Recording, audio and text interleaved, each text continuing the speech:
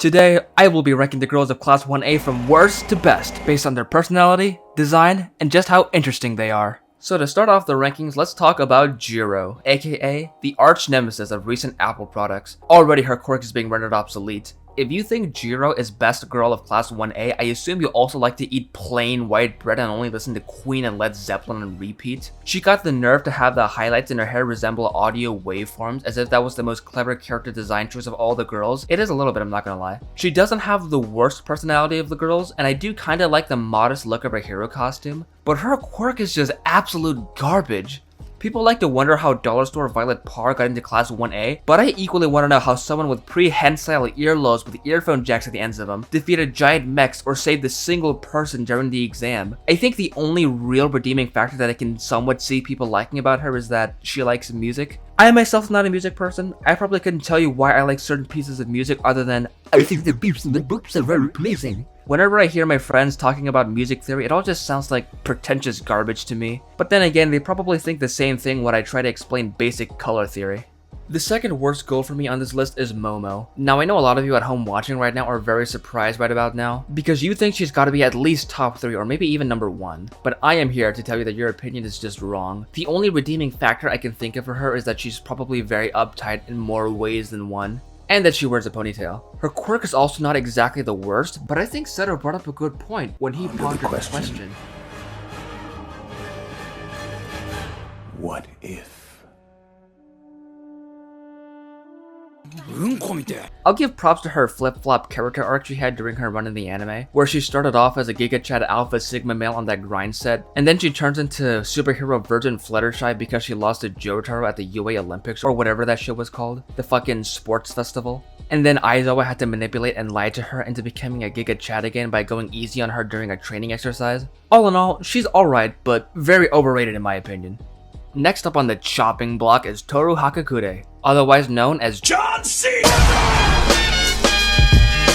If you like Toru and think she's best girl of Class 1A, I'm guessing you also have a crippling gacha addiction. You probably think it's hot that she could either be the most attractive goddess-like woman in existence, or she's like a Benjamin Button female ugly bastard of a student. Everyone likes to meme on her, questioning how she got into UA with the power of invisibility. To be fair, they expand on her abilities, claiming her quirk is actually that she could manipulate and warp the light around her, but still, how can a human flash grenade take out giant battle mechs? Her power is actually just flashing people, literally and figuratively now. I guess the only point she's getting is that it can be argued that she's a tsundere, and some people might like the exhibitionist type girls.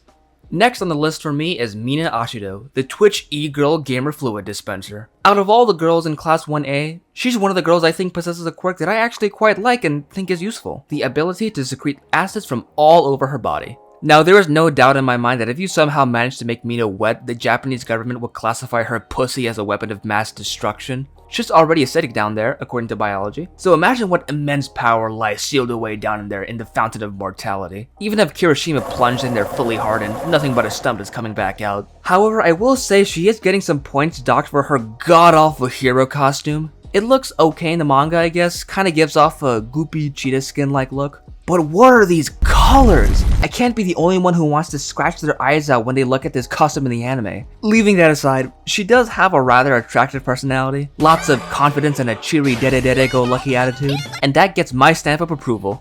We've reached the penultimate contestant on this list, so let's not waste any time and reveal the second to last Miss Universe contestant, Uraraka. Now honestly, Uraraka would be number 1 on this list if Deku didn't exist. Uraraka's got it all. She's got kindness, spunk, sugar, spice, and everything nice. Those were the ingredients chosen to attempt to create the perfect waifu. But Professor Horikoshi accidentally added an extra ingredient to the concoction: Chemical Deku. Unfortunately, no one will know the true extent of Uraraka's love unless you're Deku. She would 100% accidentally say Deku's name during hot steamy embrace and just kill the mood and your self-confidence. A true shame, I'd say. It's truly a tragedy more tragic than some of the ancient classics like Oedipus Rex and Romeo and Juliet. On a positive note, she is the only girl in Class 1A who wears tights with her uniform, so that's massive props for me. I will say, however, on the topic of design, her massive hot air balloon heel boots and bracelets are a bit much for me. It just makes it look like she has elephantitis or something. Her quirk though is pretty cool and unique. She has the ability to make any object weightless by fingering them. Then she fingers herself to reverse the effects of her quirk.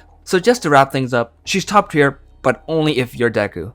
Now this is the moment you've all been waiting for. Just who is best girl of class 1A, you ask? Well, if you're a fan of the show, you've probably already figured out who it is by the process of elimination. And that person is Tsuyu. Ever since we were introduced to all the students of class 1A, she always stood out as a favorite for me. I think even Mineta agrees, since Tsuyu had the honors of being the first girl in the class to be groped by him, if memory serves correctly. Even Tsuyu probably knows she's top tier. She even wears her hair with a bow in the back as if she were a prize car or a damn birthday present. She's got everything. An amazing character design, more lore than most of the other girls, and a great personality. She's one of those rare, low-key tsunderes, the types of girls who you know cares about you, but you don't know she really cares about you.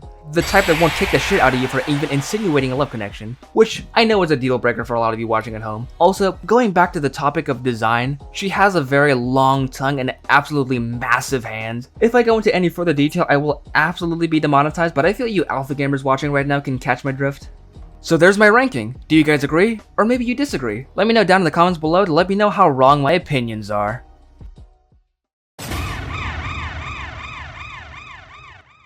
So, 10,000 subscribers! When I first started making these videos, my goal for this channel was to get at least 1,000 subs by the end of December this year, which even at the time I thought was kind of a pipe dream. Needless to say, you guys completely blew my expectations out of the water. So truly, from the bottom of my heart, thank you all so much for your support. So as a little thanks, I thought it might be fun to try a little Q&A video for the next upload. So all of you who've decided to stay this far in the video, please make sure to go down to the comments and leave as many questions as you want. It can be about literally anything, and if there are enough, you can expect a Q&A video sometime in the near future. So that being said, I'll see you all next time.